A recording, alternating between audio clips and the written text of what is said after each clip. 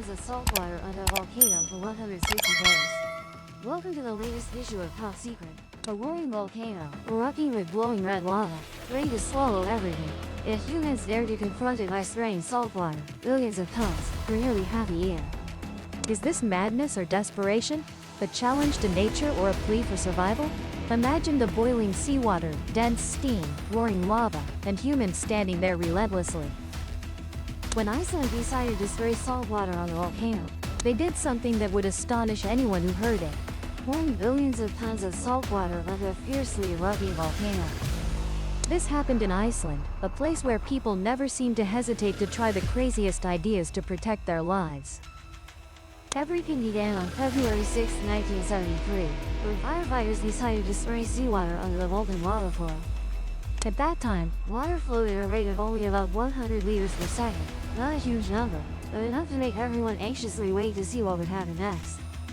who would have thought that from such Such a small action, an extraordinary campaign would be launched. the lava initially looked terrifying, with a rugged surface scattered with volcanic rock fragments, glowing red due to oxidation under intense heat. Then, just minutes after the cool seawater touched it, everything began to change miraculously. The lava surface gradually became rougher, to the point that if someone tried to walk on it, they would surely trip immediately. Its color also shifted from jet black to dull gray, while the seawater turned into dense steam from the heat, rising into the sky like a big fog. Witnessing that scene, one couldn't help but feel the breathless confrontation between the power of nature and human will. It wasn't just a test, but a bold declaration of war. When they saw everything happening as predicted, they didn't stop there. Determined to protect their island, they increased capacity, pumping more water, stronger, without hesitation. And then, an unprecedented plan in history was deployed. They sprayed up to 400 liters of water per second onto the surging lava flow, turning this battle into a 5-month-long fight. Those 5 months weren't just time, they were proof of perseverance and creativity beyond imagination. From an idea that sounded absurd, they turned it into reality that made the world marvel. But this story doesn't just stop at cooling lava. It is the desperate effort of humans to hold on to what they cherish most: their homes, their lives, their hope. They faced not only the Scorching lava flow, but also the deep fear within their hearts. with doubts about whether they could overcome nature and with the seemingly insurmountable limits of themselves. The act of pouring salt water on the volcano wasn't merely a dry technical solution, it carried much greater meaning. It is a symbol of resilience, William proved that humans can change their fate, no matter how brutal their opponent, nature, may be. with every drop of seawater That fell, they wrote a story of faith and indomitable strength. the sudden fury from beneath the earth. Everything started with an eruption that no one on Jaime Island could have predicted. Around 8 p.m. on January 21, 1973, small tremors quietly appeared, shaking the area near this beautiful island, a small part of Iceland in a vast ocean. Those tremors were so weak that the locals didn't bother to pay attention, continuing their daily lives in warm wooden houses with the steady sound of waves crashing on the shore. But 60 kilometers away, at a seismic station, sensitive equipment recorded what humans couldn't feel. Over 100 larger tremors occurred from 1 a.m. to 3 a.m. on January 22nd, like mysterious whistlers from deep within the earth. In the following days, tremors continued unabated, with the strongest reaching 2.7 on the Richter scale, and no one was the least bit worried. In a region on the tectonic plate boundary like Iceland, such small earthquakes are as common as daily meals. They rarely signal anything more serious. Then, everything suddenly changed around 1:55 a.m. on January 23rd, when darkness so enveloped the entire island. To the east of the island, about 10 kilometers from the center of Vestmannaeyjar town, a fissure suddenly tore open the ground, as if the earth was roaring in anger. In an instant, that fissure extended from 300 meters to 2 kilometers, a dizzying speed that left people no time to react. It was only 200 meters from the eastern edge of the town, so close that it made anyone who thought about each other. But that wasn't the scariest part. From that fissure, columns of lava began to erupt violently, like streams of glowing red-hot water shooting up from the ground. There were about 40 lava columns stretching along the fissure, each shooting 50 to 150 meters high, creating a scene both majestic and terrifying. The eruption rate reached 100,000 cubic meters per second. A colossal number enough to make any witness exclaim that the apocalypse is near. Not long after, the eruptive activity concentrated into a single crater right on the eastern edge of the town. Within just 2 days, the scorching lava columns built a hill over 100 meters high, like a tower of destruction rising on a small island. The lava didn't stop there. It continued to erupt, flowing north and east, forming a new land area that kept expanding, swallowing everything in its path. By early May, the lava flow was 10 to 20 meters high with an average thickness of over 37 meters, and in some places, it piled up to 100 meters like an impenetrable giant wall. To better visualize the scale of this disaster, think of Jaime, the largest island in the Tasmania archipelago, located 7.4 kilometers off the south coast of Iceland with an area of just 13 square kilometers and a population of about 5,000 at that time. Before 1973, the Alfell volcano on the island was considered to have been dormant for 5,900 years, a period so long that no one expected it could awaken. But when it erupted, this small island fell into a nightmare that no one had mentally prepared to face. That eruption wasn't just a mere geological phenomenon. It was a stark warning that nature can always surprise humans, no matter how confident they are. The people of Jamie, accustomed to peaceful coastal life where the sound of waves and the smell of fresh fish were all they knew, suddenly faced an unprecedented danger in their lives. They not only lost their beloved homes but also the sense of security that was the foundation of their daily lives. But it was in their darkest hours that they found the strength to rise up and fight against the cruel fate nature had dealt them. From ash and lava, they began writing a story of resilience and undying hope. The lightning-fast evacuation amid life and death. When the volcano began erupting, the first reaction of the people on Jamie Island was to flee from nature's wrath. Fortunately, a gentle wind from the west unexpectedly appeared, something very rare at that time of year. That wind performed a miracle, blowing the hot ash away from the town, giving residents precious time to escape.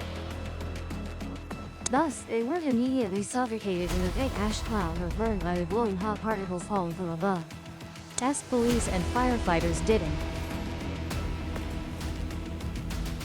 The sirens sounded in the middle of the night, awakening the entire small island. People hurriedly left their homes, running to the harbor where their only hope awaited.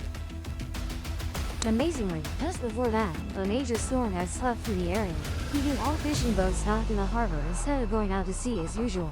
This enabled an unprecedented lightning-fast evacuation. Within just a few short hours, thousands of people, from children to the elderly, were loaded onto familiar wooden ships, leaving the island shrouded in dense ash and glowing lava flows. The eruption occurred too close to the town, so close that just by standing at the window, people could see the burning lava like a river of fire flowing through the darkness. The evacuation began in the very first hours after the volcano exploded and was truly miraculous. Everything was completed just in time before the slow lava flow reached the eastern area of the town, threatening to swallow everything. Tea stopped there. In the first minutes of the disaster, ash and lava didn't. Thanks to this, some people who couldn't make it to the harbor were taken by plane, leaving the island by air. Within 6 hours of the volcano awakening, nearly 5,300 residents of Jamie had safely reached mainland Iceland, ready to breathe a sigh of relief after the terrifying nightmare. What was unbelievable was that although the disaster occurred right next to the town, only one person died in this event, an incredibly small number compared to the destruction the volcano caused. However, the price they had to pay was not light. The houses near the water's edge, where the lava first emerged, were quickly swallowed by the hot flow or completely destroyed by the dense ash. When the wind direction changed, ash began falling all over the island like a dark rain, with some places having ash layers up to 5 meters thick, enough to cover even the highest. Under the weight of that ash layer, many houses collapsed, while others caught fire from falling lava bombs or were crushed into dust by the hot flow. By early February, the amount of falling ash gradually decreased, but lava remained the biggest threat, continuously advancing. By early May, about 300 houses had been burned by lava or destroyed by fire, with another 60 to 70 houses completely buried under the dense ash layer. A fish processing plant was flattened without a trace, 2 other factories suffered heavy damage, and the town's power plant also turned to stone. Even the eruption extended underwater, cutting power cables and water pipes north of the water channel, plunging the island into chaos. That evacuation was not just an escape from death's side, but also a vivid testament to human unity and quick adaptability when facing danger. The people of Jamie showed that no matter how violent nature is, they could find a way to survive. But escaping was only the beginning of the story. Ahead of them lay a longer and much more difficult battle. The effort to reclaim their beloved island from the constantly roaring volcano. From here, they began a new journey, full of challenges but also burning with hope. The extraordinary effort to save the harbor. Although safely evacuated, the people of Jamie couldn't bear to abandon the island. The team of about 250 volunteers stayed behind, determined to protect what remained. They cleared ash from roofs, moved belongings from houses in the lava's path, and used iron to seal windows to prevent lava bombs from causing damage. Initially, they focused on saving houses from ash and fire, but then realized their greatest danger was the lava flow advancing from the harbor. Its main livelihood would collapse. This industry accounted for 3% of Iceland.